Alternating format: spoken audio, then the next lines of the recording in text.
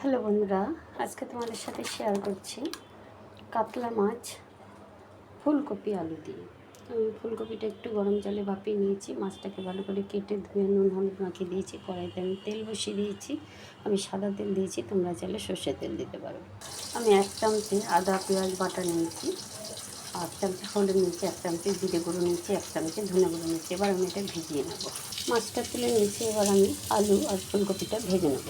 ফুলকপি আলুটা ভাজা হয়ে গেছে, এবার আমি নামিয়ে নেব।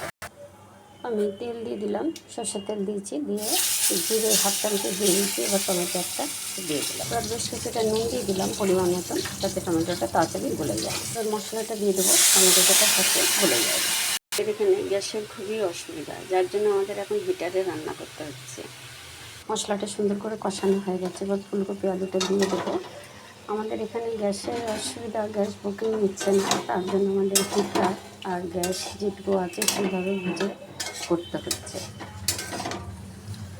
এখন প্রচণ্ড গরম পড়ে গেছে, আর এখন ফুলকপি খাওয়াটা ঠিক না, তাও আজকে মাছের ঝোল করছি ফুলকপি দিয়ে।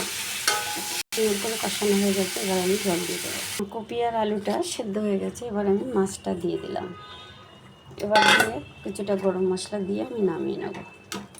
আমি খুবই কম তেল মশলায় রান্না করলাম, তোমরা দেখলে এরকম রান্না করলে যে খেতে খারাপ হয় তা না, খেতেও ভালোই হয়।